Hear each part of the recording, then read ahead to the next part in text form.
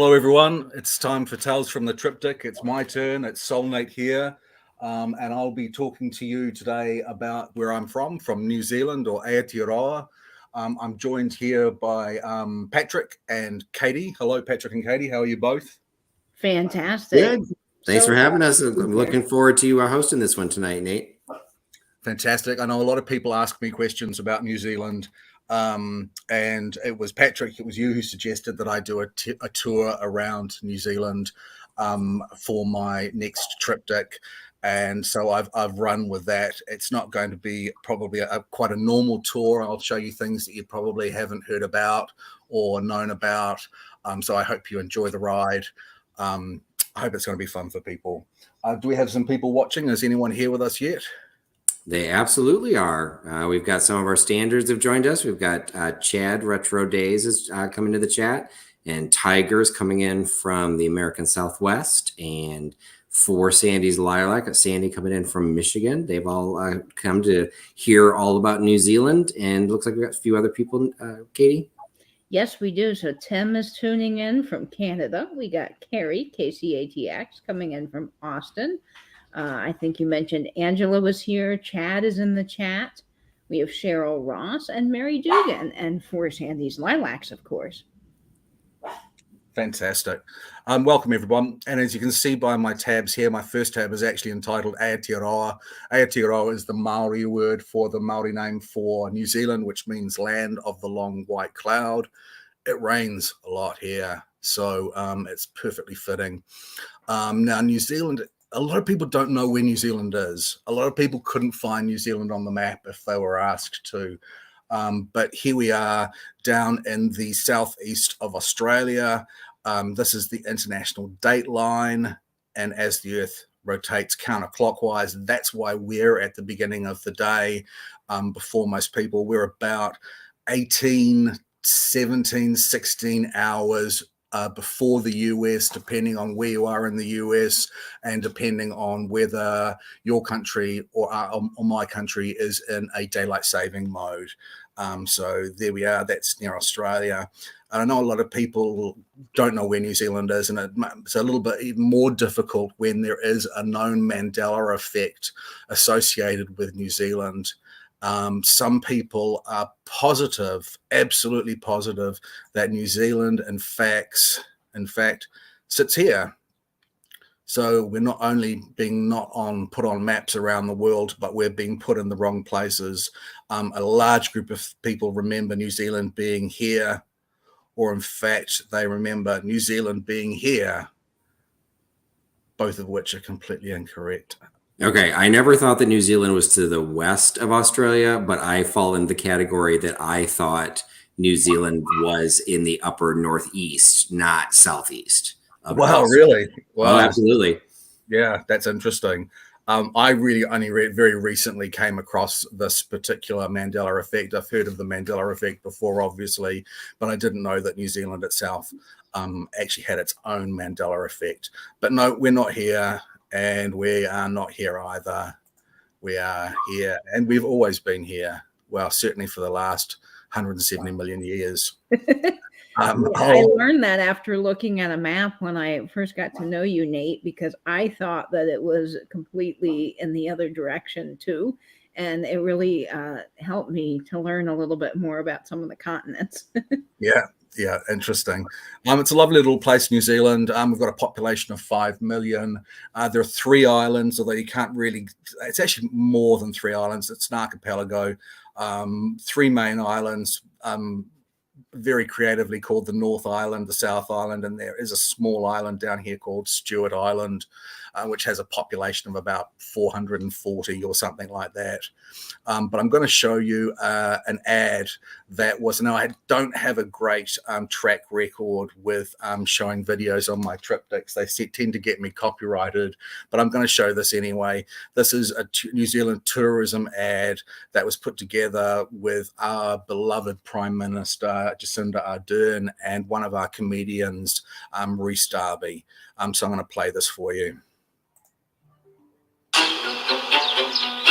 What is the answer to this conspiracy? New Zealand is disappearing off world maps.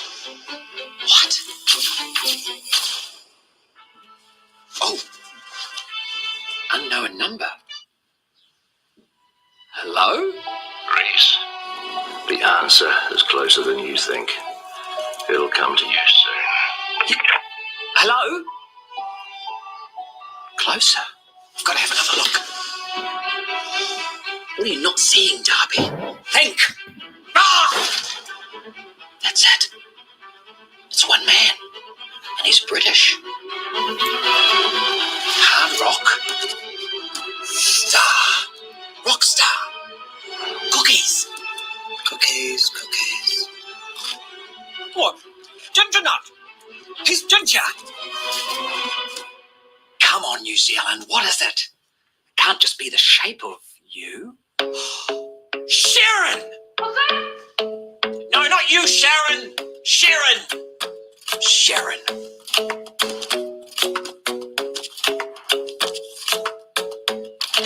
I'm not yet a citizen of New Zealand, but I'm working on it. Citizenship?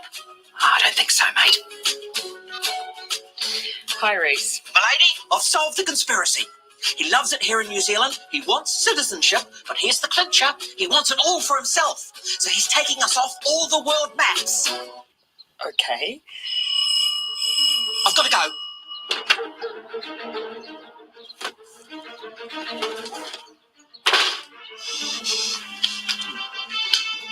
You again? Did you get it? Yes. I mean, it's Ed Sheeran, right? What are you talking about? Wait, who is this anyway? Oh, sorry, I should have said it. Sir Peter Jackson here. Now, I've sent you something that I think you'll be very interested in. You see, Reese, it's not any one country or person behind this. New Zealand has simply been positioned in the wrong place. Pete. I like to call this the Middle Earth map. You've nailed it. New Zealand's right there in the middle. Everything's close. The UK there, the US there. Now, if I had one complaint, and I do, it's just that I think Australia's still looking a little bit too big next to us in the middle there. But apart from that, wow! Pete? Pete? Oh, you've petered out.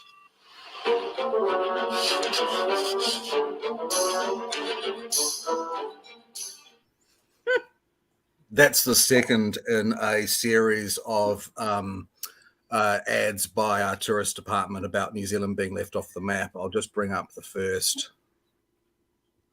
That is hilarious, Nate. I've shown that to, marketing. I've shown that to a few people. I'm not sure if other people in the chat have randomly come across that. This is the first in the series.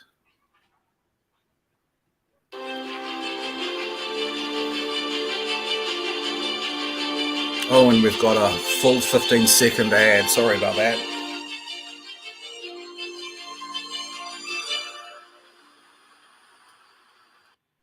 Do they run these ads in New Zealand? No, they're not on the television here. New Zealand is disappearing off world maps. Disappearing.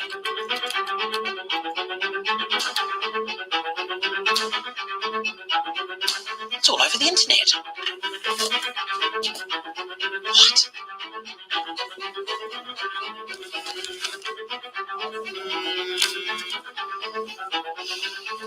Hello, Reese. Cindy, Your Majesty, I'll keep this brief. New Zealand is being left off world maps all over the world. I'm sure there is a reasonable explanation. I don't think so. I've been searching the internet for the last 30 seconds and it's everywhere. This is a major conspiracy. I'm going to get behind it. By that, I don't mean support it. I'm going to actually, sort of get in behind it. Not in a rude way. I'll go around the side of it, but I'm going to search it out. I'm going to study it. Leave it with me, my lady.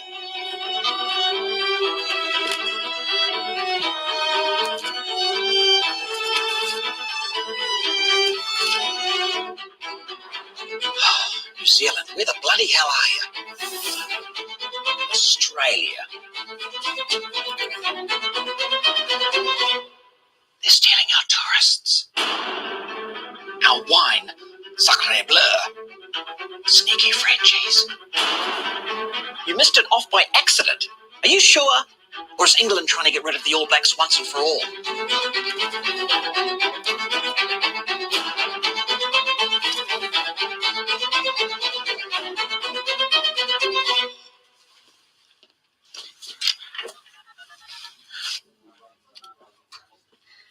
That was fast. Of course, Your Highness. Jacinda is fine, Reese. Listen, this is big. Bigger than we thought. Bigger than the moon landing and Loch Ness combined. Which, by the way, is one of my theories, that those things are combined. Now, look, I've boiled it down to a few things. Australia want our tourists, England want to get rid of the All Blacks, and the wine industry, they can't beat our Pinot or Sav. Are you sure? Well, I do have one more theory. We're quite a fiddly-looking shaped country, a bit like a half-eaten lamb chop. Perhaps people are just leaving us off thinking we're a mistake. Reese, I've got to go. I know, you're short of time. Okay. Now, do you want me home to report back to the nation? Because I can be there in 3 movies and a meal. Look, Reese, you might be onto something, but we're going to need some help. How's things anyway? What's the buzz in the beehive? So that ad isn't played on television in New Zealand, but of course it did make the rounds and people love it. Our Prime Minister is extremely popular, and people love that sort of sense of humour. We have a question coming in from Carrie. She's wondering, what is the guy in the commercial? What is his full name? That's Rhys Darby, and he was in a very popular New Zealand comedy called Flight of the Conchords, and also What We Do in the Shadows, which is a spoof on vampires set in Wellington. That's his name. So, yep, back to this. Now, New Zealand is considered the youngest country in the world, having its indigenous people come here only 700 years ago, European colonization only 200 years ago. And once it was thought to be just a group of islands at the bottom of the world, New Zealand actually sits on its own continent called Zealandia. Just so happens that most of that continent actually sits under the water, and scientists only confirmed that continent in 2017. So if we go on to here, now the indigenous people of New Zealand are the Maori, and we still really don't know where the Maori came from. They arrived approximately 700 years ago. Through oral history, it was believed they came from a place called Waiheke, which was originally thought to be Hawaii. Others believe they came from the Chatham Islands, which is an island group off the east of New Zealand, about 1,000 kilometers, or some other island group in Polynesia in the South Pacific Ocean. But recent DNA examination links the New Zealand Maori with the indigenous people of Taiwan. Now, New Zealand Maori were a feudal warrior race, and they settled throughout New Zealand with almost the exception of Stewart Island, living in groups. They have a long history of carving in wood, art in wood and in greenstone, which is Pounamu.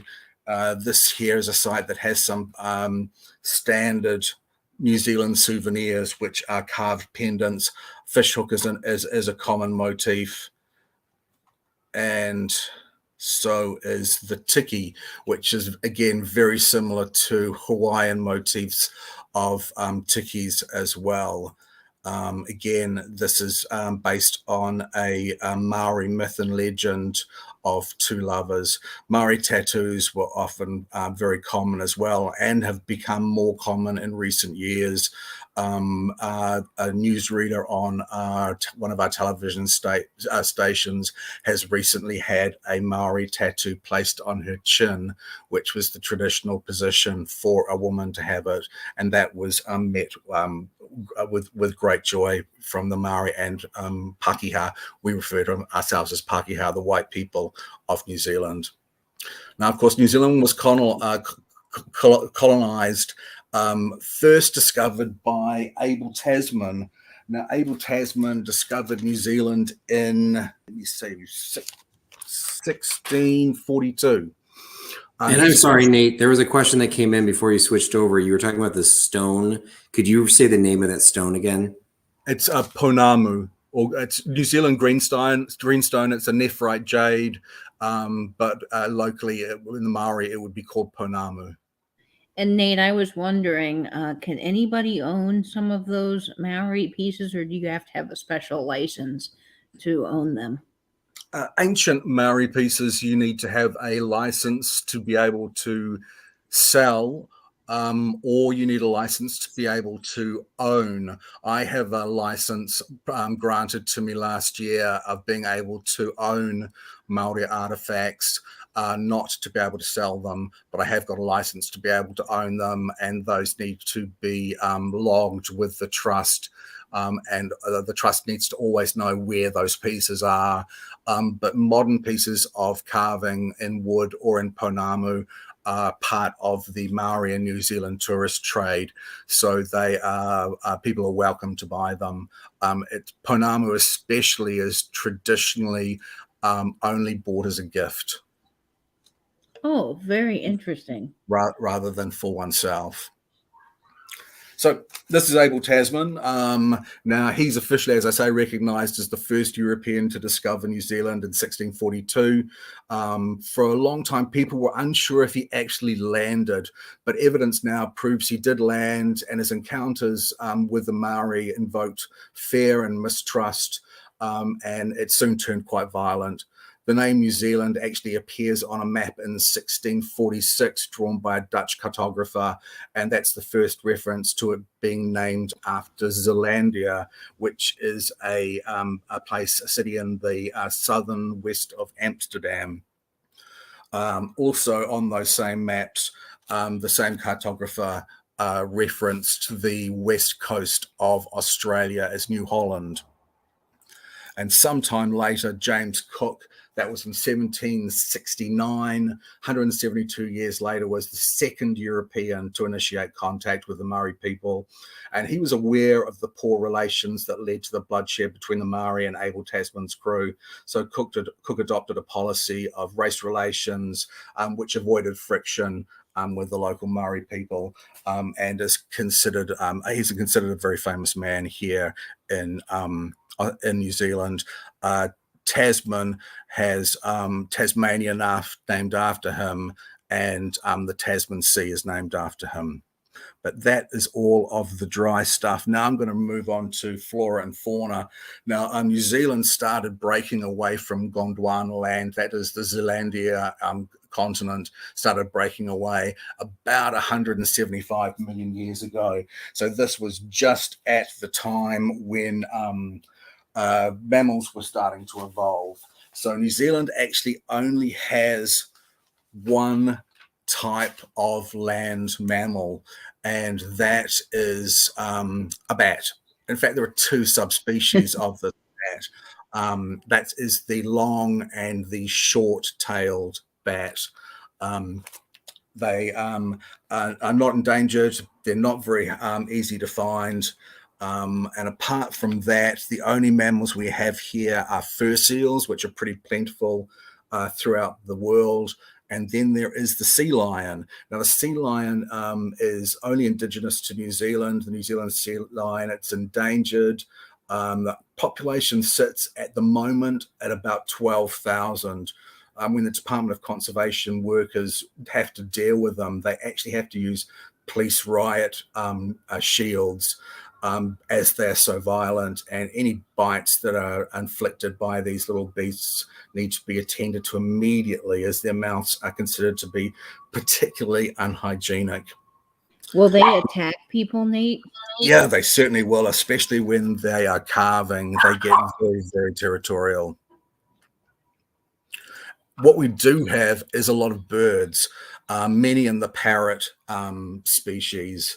So the unique birds. This is a kaka, and its close relative is the kea.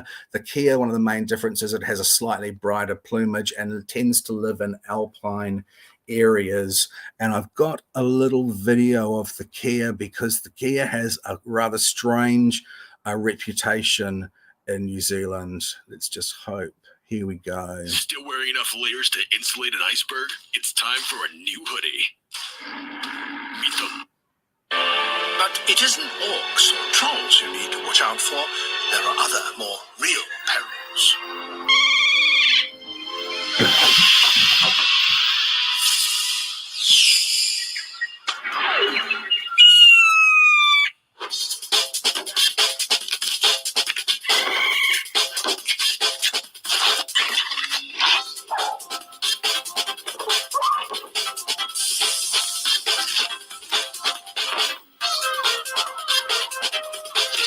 others are famous as vandals.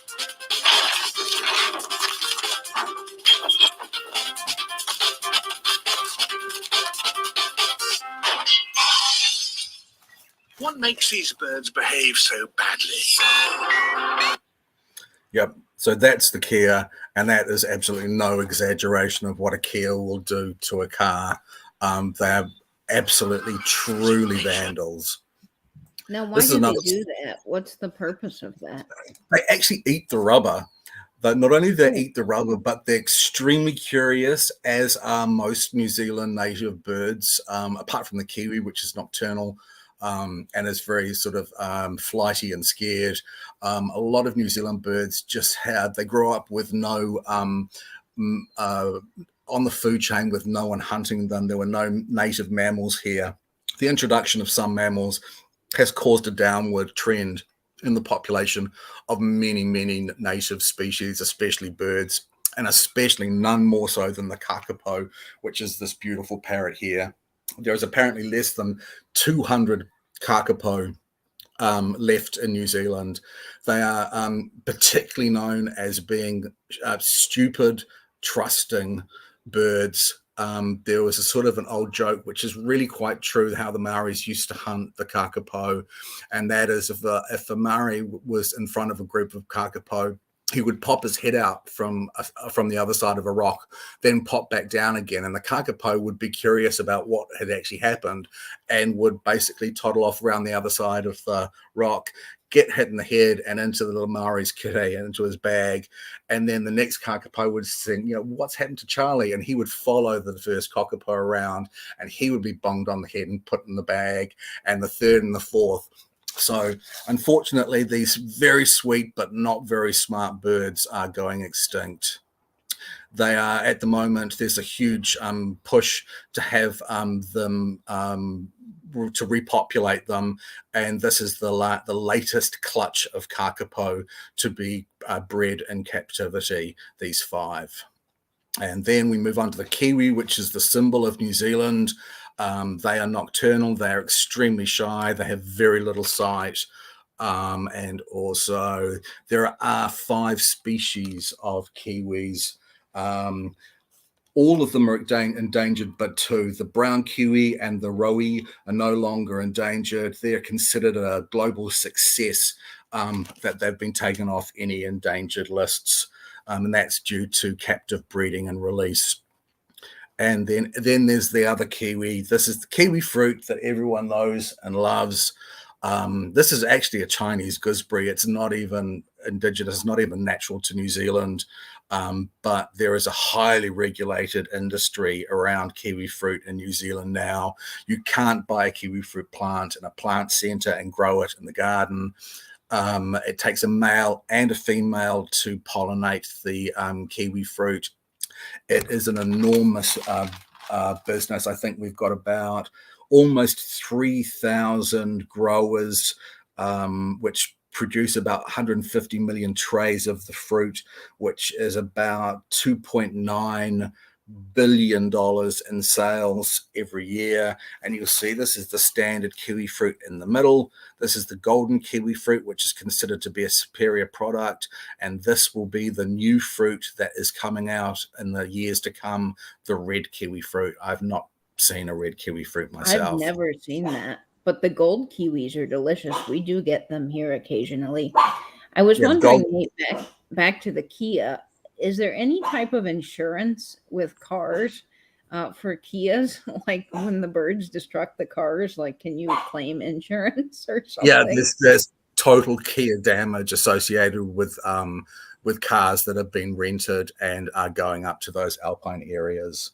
In fact, I almost believe they expect that there's going to be some sort of damage to cars due to Kias when people rent them and go skiing.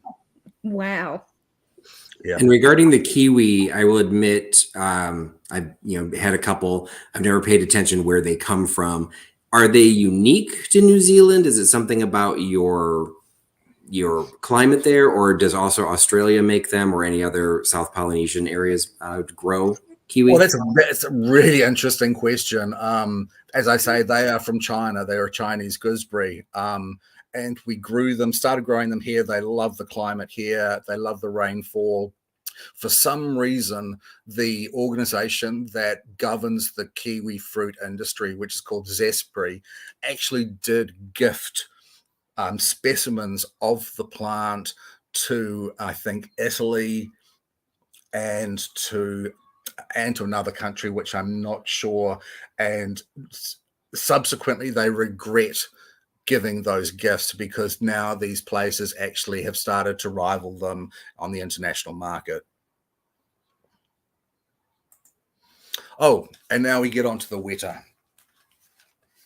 So here's the Weta. This is in fact a giant Weta. They are considered one of the, if not the heaviest insects in the world. The Maori name for the Weta is a Wetapanga, which means god of ugly. Their genus, the Latin name for their genus, which means something, which is Dian Arcidia, which means terrible grasshopper. They love eating carrots. There are about 1,000 or over 70 species, including the tusked weta, the tree weta, the cave weta, and an alpine weta, which can freeze solid during the winter months and thaw completely in spring. And even though it does look like a grasshopper or a cricket, it can't jump. Some of the species are close to extinction and live only in some of the outlying islands off New Zealand. They breathe through their exoskeleton. They have ears on their knees, and there have been fossilized remains of them that have indicated that they are older than some dinosaurs. And there they are. They are, by and large, reasonably harmless. We used to find them when we were kids. They look scary, and they did scare the bejesus out of us, really, when we were very young, but we actively looked for wetas when we were in our teens. Those are very scary looking. I agree. They are extremely scary looking. Oh, I'm sorry. I'm just going to turn my phone off. My phone that never rings. Okay, and now we get on to some of the flora. This is a native tree called a kauri. There used to be thousands and thousands and thousands of kauri. They covered the country, but they were used as building supply for houses in New Zealand in the turn of the century in the 1900s. And this, excuse me, is the pūtakawa. This is known as the New Zealand Christmas tree. So this flowers in the height of our summer, which is in December. And you know it's going to be a long, hot summer when they start to flower in November. And again, this is a totara, another majestic tree that is only indigenous to New Zealand. It was very popular at the end of the 19th century, beginning of the 20th century, to make furniture and boxes that were sample woods of New Zealand native timbers. This is one of them. And here is a table. This is slightly earlier. This is late 18th century. And, let's see what was on this tab. This is Slopes Point. This is one of the southernmost points of New Zealand where the native trees are shaped by Arctic winds. Now, I do see a lot of sheep there, Nate. Yeah, we'll get to sheep shortly. New Zealand seems to be known for sheep, most certainly. So, yeah, we'll talk about sheep in just a second. Those trees are amazing. It's the wind that shapes them that way. We have something similar here in the Everglades with big roots, but man, that's cool. These are considered to be quite beautiful and are somewhat of a tourist draw in themselves. And then we come to the punga, or the silver fern. This is another national symbol of New Zealand. Sports teams are named after the silver ferns. the subtropical forests of these particular plants, and they're called a silver fern because the underside of the leaves are the beautiful silvery white. Now, are those poisonous at all? I've heard of some ferns being poisonous. I don't know, but I don't necessarily think people eat them. Yeah, I'm sorry, I really wouldn't know that. And in, I think it was 2015, we had a referendum to change the flag of New Zealand, and this was what it was going to be changed to. Unfortunately, the referendum didn't go through. I think it was something like 51 to 49%, which is kind of unfortunate because I thought this flag was kind of beautiful. I like that design. It's gorgeous. It's very interesting, and it's different from the Australian flag. The Australian flag and the New Zealand flag are so similar. It's only the amount of stars on the Southern Cross that differentiates them. So one of the big things in New Zealand is adventure tourism. It draws in lots and lots of visitors to New Zealand. Let me get my... Oh, no, sorry. I'm on architecture. Pardon me. So, in 1930, in a place called Napier, which is on the eastern side of the North Island, there was a 7.8 magnitude earthquake. They were built in the style of the day, which was Art Deco, and it made Napier to be now known as the Art Deco capital of the world. So we have several buildings to show. There is an Art Deco Napier festival every year, and that brings a huge amount of tourists to the country and from around the country. But it is considered the most complete Art Deco city in the world. My gosh, these are amazing buildings. That's very beautiful buildings. While these are Art Deco in styling, the standard type of architecture in New Zealand is this. This is a villa. These were built from the 1890s to the 19-teens. From the 19-teens to the 1930s, they were either villas or bungalows, which were a style of Indian building. This looks very much to me like the Southern American buildings. This is a classic bungalow. They're extremely popular amongst renovators because they make very, very easily livable houses today. They're most often painted in these very traditional color, the very traditional palette. But ever so occasionally, you do come across a villa or a bungalow that's painted like this. Now, Nate, do those have air conditioning? Certainly not, they weren't built with them. Some of them do have air conditioning put in when they are handled by developers, but air conditioning is not a particularly common thing in New Zealand homes. Certainly not in this home, which is my home. Certainly not a villa or a bungalow. This is probably referred to as a Dutch monitor barn. This scares local children. It is up on a hill, so I could see how that could be scary to a young child, but it's a beautiful home. And I love the frightening. And I'm right up here. And actually 91 years ago, my father was born right here. This has been in my family for 3 generations. Is that how old the house is 91 years, or is it older than that? Slightly older than that. My grandmother didn't buy it when it was new. It was some 10 or 15 years old. The house was built in about 1907, I think. But it is the only one of its type, I think, in the country. It is just stunning.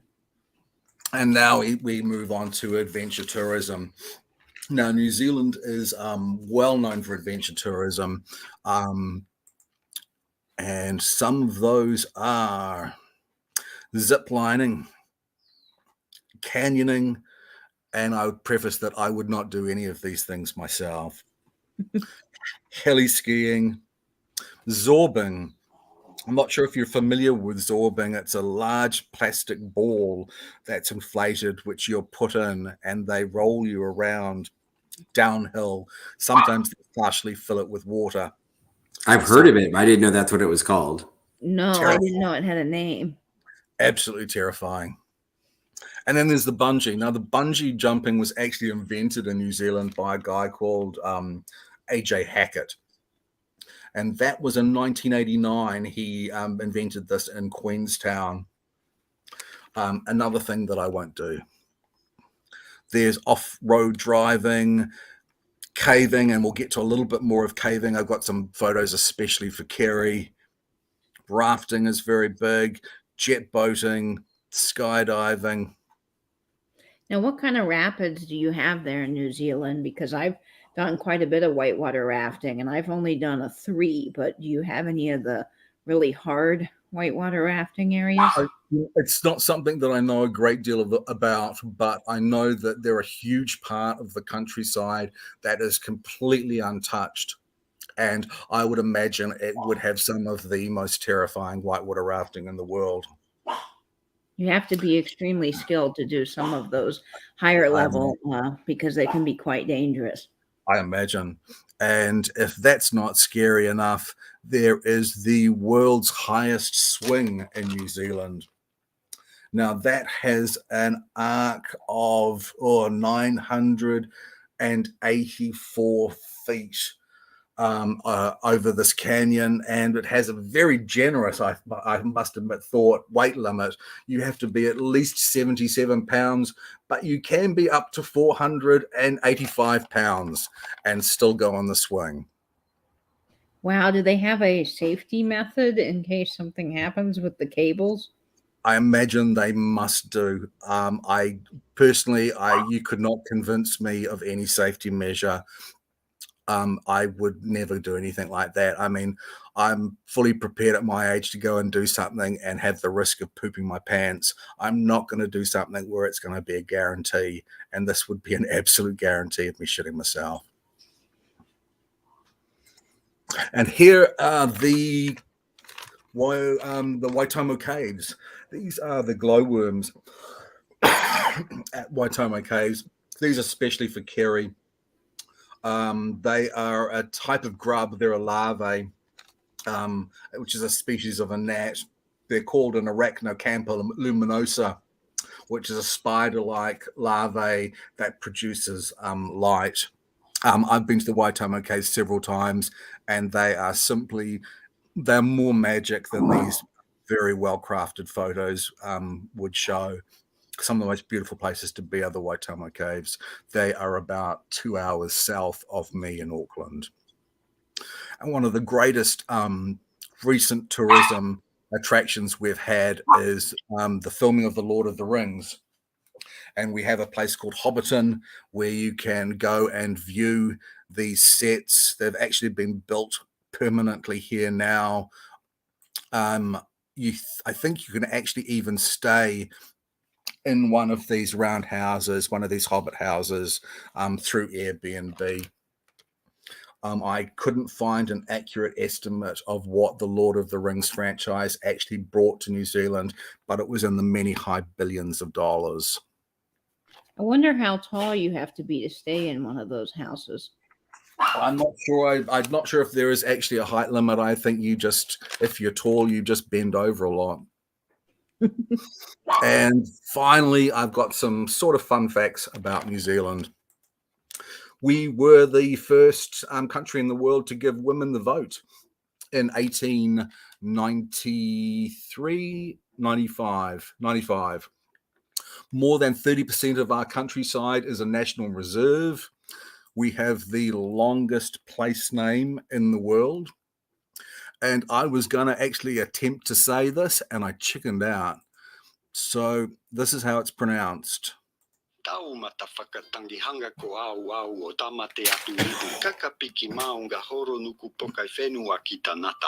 Let's try this.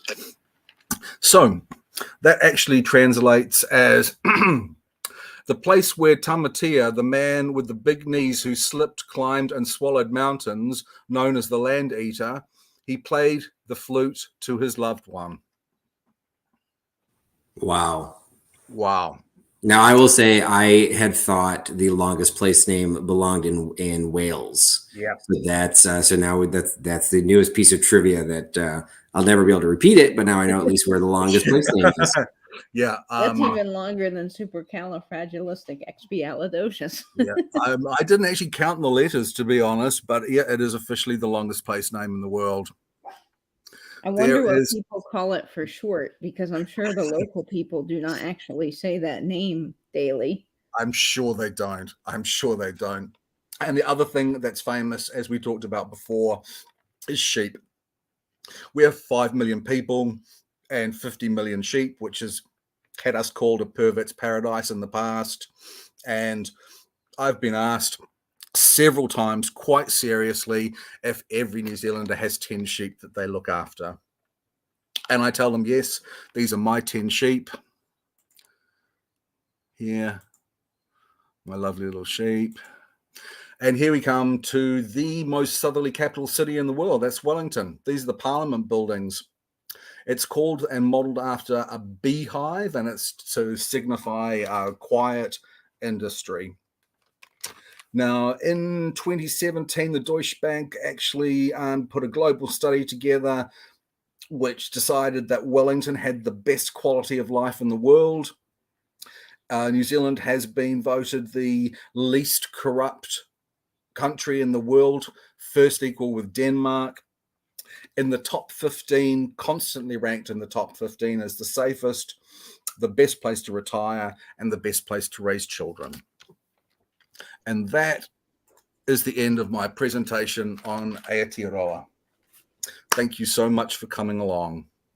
Oh, Nate, that was This is great, Nate. I learned. It's one of the, you don't know what you don't know, and you shared all kinds of fun stuff.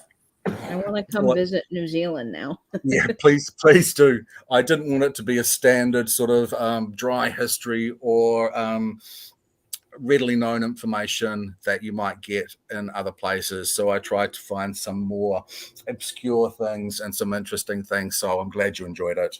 Now, sticking with the stereotypes, Linda from Classic Old Soul is asking, and this kind of maybe covers if you can answer it from a broader perspective. So you do have all the sheep, and I'm assuming that's primarily for the wool, but is sheep also raised for its meat? Oh yeah, absolutely. Wool is a huge industry in New Zealand. That's a great question, Linda. But it is not as big as the meat industry. New Zealand exports its lamb all over the world. It's excuse me. It's almost unfortunate insofar that many products that are grown in New Zealand, raised in New Zealand, the local price is set by what the international market will pay for them. New Zealand lamb is especially prized in China and in Japan, as New Zealand is seen as this clean and green paradise to them. And they pay an incredible amount for having products that are grown or raised in New Zealand. So I wish I could tell you what that actually does bring to the New Zealand coffers, but I would figure it would possibly be up to 20%, 25% of our gross domestic product. That's very interesting. Now, Tim from Teofane is asking if New Zealand has the same extreme weather as Australia. Well, we're certainly not as hot as New Zealand. Not as hot as Australia, sorry. And we don't have really extreme weather. It's very cold down south. There are a lot of Arctic winds. Those are the Arctic winds that shaped those trees. But there would not be the same sort of temperature arc that even Australia would have, because there are parts of Australia that can get exceptionally cold. I think I can only really talk about in Celsius rather than in Fahrenheit. But standardly, where I am, a summer high, the highest peak in summer would probably be around 35 or 36 degrees Celsius. And the lowest in winter would probably be around 2 to 5 degrees Celsius. It gets a lot colder the further you go down the countryside, as does the accent get thicker. Even I struggle with the New Zealand accent from people who live in Christchurch and Dunedin. You have such a lovely voice, Nate. Definitely different than anything we get here in the States. I'm sure. Well, if there are no other questions, that is it for my triptych this week. It was a very short one, only 45 minutes. Now, whose turn is it for the triptych next? It's yours, is it, Katie? Actually, it's going to go back to me. So I will be hosting next week's triptych on the Trusty Huckster Mercantile channel. We have something a little bit different scheduled for next week. It is coming up on the 111th anniversary of the Triangle Shirtwaist Factory fire. And so we are doing something special on my channel next week at 8 p.m. Eastern on Trusty Huckster Mercantile.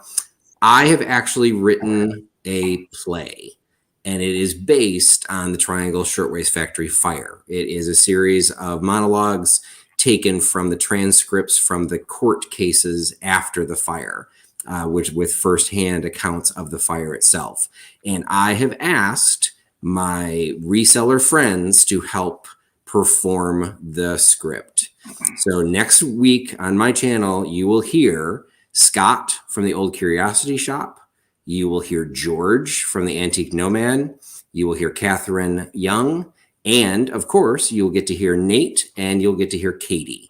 So there will be a slide presentation with the photos, images taken from the time of the fire, and then the all of these individuals bringing my script to life. So I am really looking forward to having that as part of the triptych for next week. So I hope everyone can join in for that.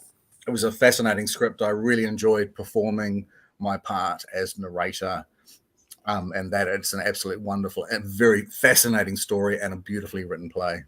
It was excellent, Patrick. I had so much fun recording it, even though it's quite a heavy subject matter. It was just so fascinating. And a lot of people are not familiar with it. I mean, it's one of those cases that I think I vaguely remembered learning about it in school, became more aware of it when my daughter learned about it in school. But it's one of those, the little factoid is it was the largest workplace loss of life until 9/11. So it was a big deal, but most people didn't know about it. I did a workshop for the play and had a bunch of young actors perform it. None of them had been familiar with the Triangle Shirtwaist Factory. So it's something that I think should get out there. 111th anniversary. I didn't plan it for that. I wrote this several years ago. It just wanted to schedule it in time for the anniversary itself. So, and Tim saying it's one of the last known victims was correctly identified only a few years ago. Oh, wow. I hadn't even heard that. Wow. And Katie, what have you got coming up on your channel? Oh, thank you, Nate. Well, I've got a lot of fun things coming out this week. I actually went to my first estate sale, and so I'm going to do a little video of the estate sale and show you some of my fun finds. I got some great bargains there, and I'm really excited to share that with you. So that will be coming out probably as a premiere on my channel on Wednesday at 7 o'clock Eastern. And I also am a part of the Duo Dives that Patrick and I do, and we have a fun one coming up this Wednesday at 9:30. And that'll be on my channel as well. That'll be St. Patrick's Day celebration. Wonderful. That is going to be excellent. Cindy from Mimi's Treasure Cottage has a great collection of St. Patrick's Day items, so you don't want to miss that. Fantastic. Well, thank you everyone for listening to my little talk on New Zealand, on Aotearoa. I'm so glad that you and Patrick and Katie enjoyed it, and I hope everyone else did as well. So thank you everyone, and we will see you in a chat or sale soon. Take care everyone. Good night, Patrick. Good night, Katie. Bye, friends.